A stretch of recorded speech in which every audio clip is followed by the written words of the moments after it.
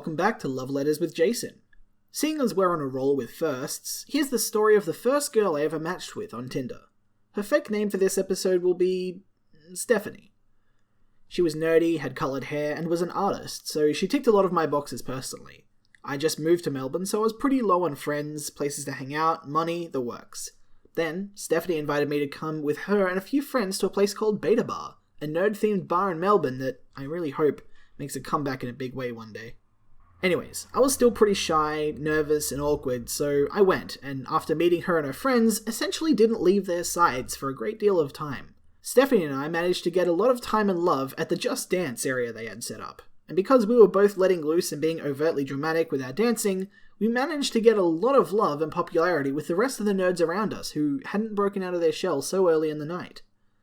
Stephanie was confident, carefree, passionate, and her energy was bright as her hair colours, filling the room with fun. On purely a physical level, she was short and thick, very well endowed in the chest area, and thighs that could crush a man, all while not seeming like someone who was, fat, overweight, or, that sort of thing. She was well shaped in all the right areas. I was so down. So, I tried to shoot my shot. However, I wanted it to be different this time. See, in my early high school and adult years, I got up to a fair bit of experimentation, and I only recently found out that, while I thought I was doing a good job of concealing this and hiding it from my family, my mother totally knew. She knew the whole time, and, I'm sorry I didn't tell you about that, Mum, if you're watching. Anyway, I found out what I enjoyed, which was being in charge and pleasing my partner. So when I thought about what I had to offer, this was generally what I defaulted to, because I never really got to experience being more than that with someone for much longer than a few weeks. Well, not this time. This time, I wasn't going for a girl. This time, I was going for a girlfriend. But before I got the chance to do that, another interesting outing we went to. We had hung out a couple of times, but this one was going to be different. We went to a brony fan meetup. You see, Stephanie was an artist, and she was pretty damn good, working in the brony and furry communities, and managing to charge a decent premium because she was willing to draw some of the sexy stuff. And maybe she got more because she was a cute female? I don't know.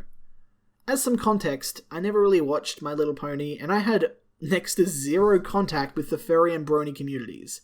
Oh boy, was I in for a treat. I met another one of Stephanie's friends there, Josh, who isn't getting a fake name, and I'll cover that later.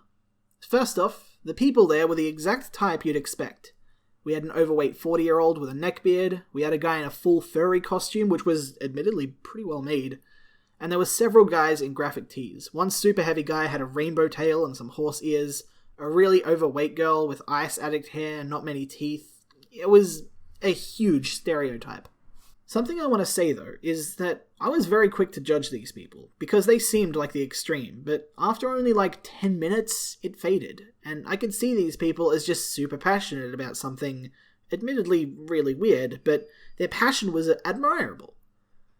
They weren't afraid to embrace what they loved, and I had a lot of respect for them for that.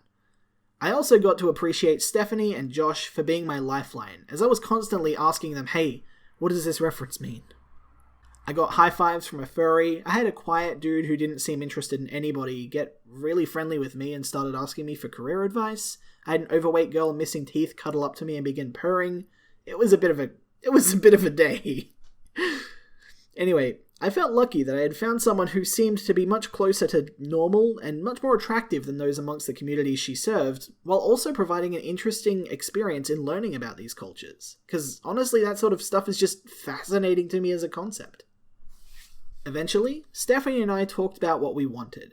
She knew of my kink side and was interested in hooking up. I, however, wanted a girlfriend and wasn't going to settle for anything less.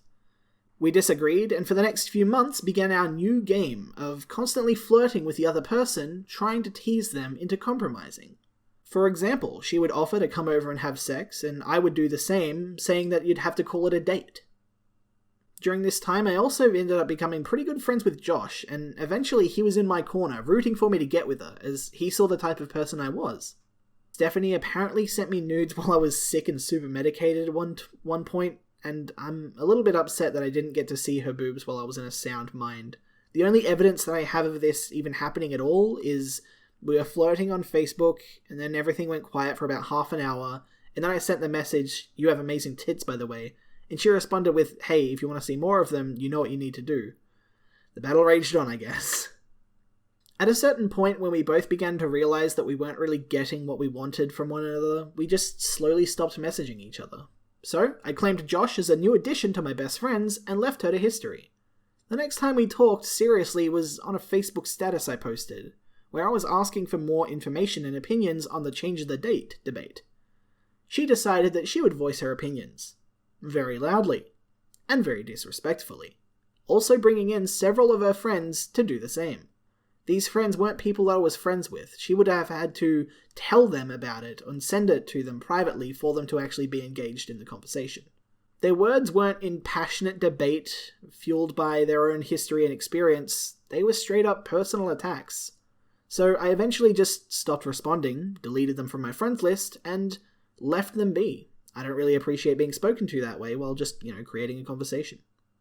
Josh also ended up doing the same thing eventually when she went on to voice a lot of her transphobic thoughts, not something we share in common. Eventually, I stopped thinking about her entirely. She does live nearby though, so we've had the slightly awkward wave and say hi whenever we get on the same bus together, but I don't hold any negative feelings to her. I just moved on. After all was said and done, Josh and I ended up remaining best friends, and almost 4 years later, we're doing great. When people ask how we met, it's become a bit of a running gag to tell them we met through Tinder, which is kind of true in a way. I wonder why people think we're gay together. Anyway, Stephanie, you ended up kind of being a bit of a bitch, but the early days before I realized that were actually super fun, and I was down with the thickness. I hope you're doing well, and for being one of the first bad endings from Tinder, still filled with plenty of good moments, Stephanie, this love letter is for you.